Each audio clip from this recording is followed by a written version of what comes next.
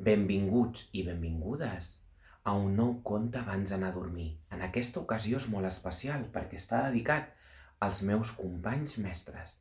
I ho entendreu al final del vídeo el perquè. Maestro Luis, propuestas educativas para educación primaria.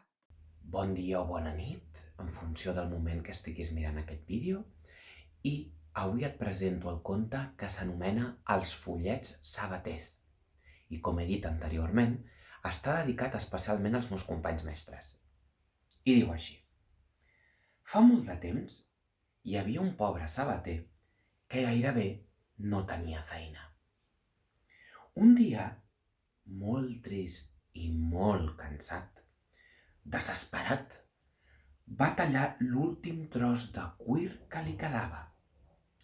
Doncs ja no tenia diners per a comprar-ne més i se'n va anar a dormir molt aviat.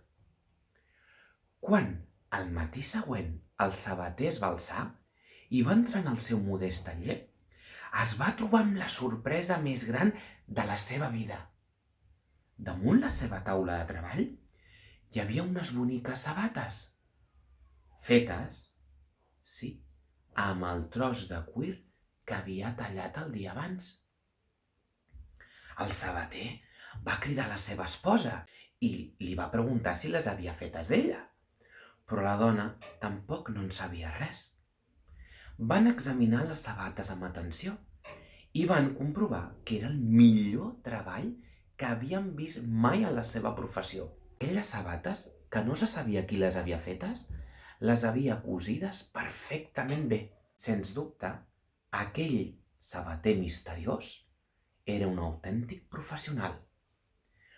Poca estona després va passar per allà un senyor molt ric i distingit, que va veure les sabates de la porta. Va entrar i li va dir al sabater: «Bon home, em permet veure aquestes sabates si és que estan en venda?» «Per descomptat, senyor, endavant, passi». El client les va examinar amb molta atenció i va dir: «Et felicito, són les millors sabates que he pogut veure mai a la meva vida. D'ara en endavant, sempre li encarregaré a vostè el meu calçat. I a més, penso recomanar la seva botiga a molts amics meus i coneguts». El cavaller va pagar molt generosament les sabates i el sabater va córrer a ensenyar-li les monedes a la seva dona.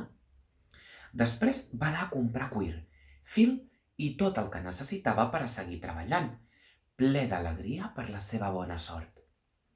Gràcies a les monedes que el seu distingit client l'havia donat, el sabater va poder comprar material per a fer uns altres 2 parells. Aquella nit va tallar el cuir, va preparar els fils i se'n va anar a dormir aviat. Estava esgotat per l'emoció i pel treball fet.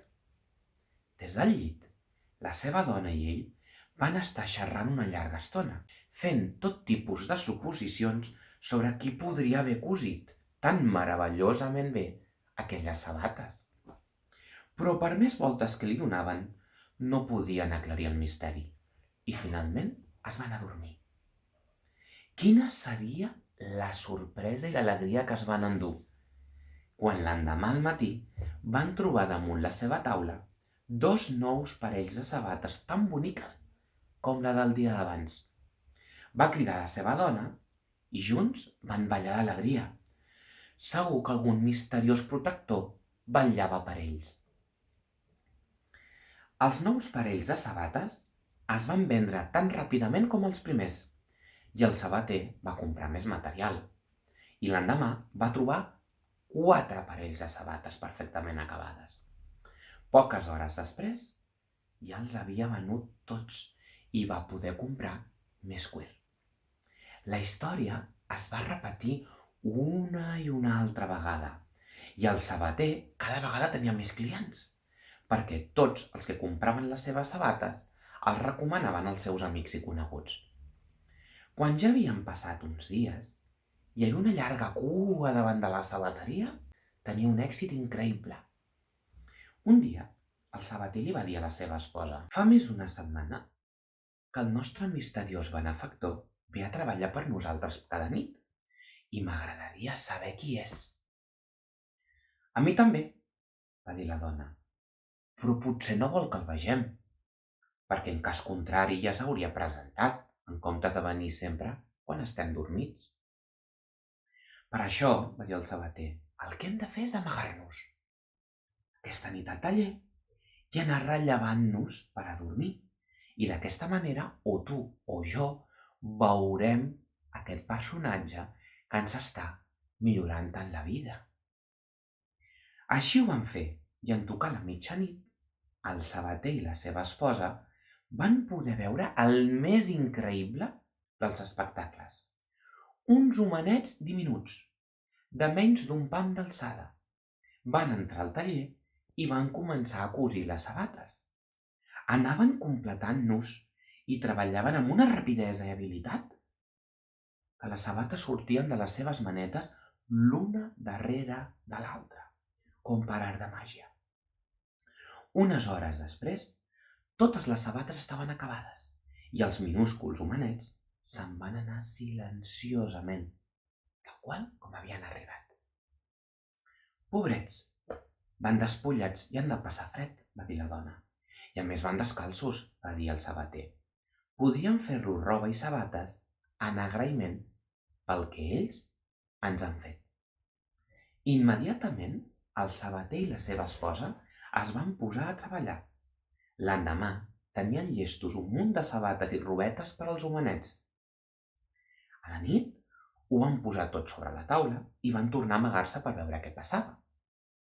En tocar les 12 de la nit, van aparèixer altra vegada els homenets i en veure els diminuts vestits i sabatetes que havien preparats per a ells, es van posar a fer salts d'alegria. Van començar a posar-se les robetes com si fos un joc molt divertit i quan tots van estar vestits i calçats, se'n van anar alegrement per on havien vingut. Els homenets no van tornar mai més, però com que el sabater ja s'havia fet famós i no li faltava la feina, ell i la seva dona van viure feliços la resta dels seus dies.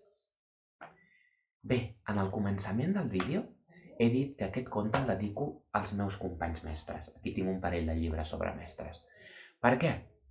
Perquè a vegades, i sobretot ara amb el confinament, ens sentim que som aquells follets que treballem i que no ens veu ningú, perquè no sortim ni a la tele, ni a la ràdio, ni a qualsevol lloc, ni cap polític ens defensa, ni parla de la nostra feina, ni reconeix la dificultat que és, crear una escola des de casa, que mai, per moltes hores que dediquem els mestres davant l'ordinador a crear activitats, a contestar mails, a intentar donar la màxima estima possible a través d'una pantalla, mai podrà substituir la màgia i el caliu de l'escola presencial.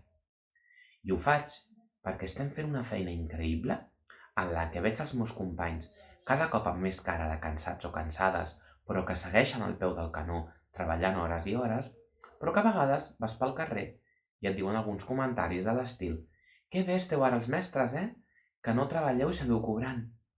Doncs em sento molt identificat amb aquests follers sabaters i desitjo que amb aquest conte també ens ajudi a reflexionar i valorar no només els mestres, sinó a totes les persones que en aquesta societat estan treballant de valent i d'amagat per millorar les nostres condicions de vida i que sembla que ningú els vegi. Molt bona nit. Maestro Luis, propuestas educativas para educación primaria.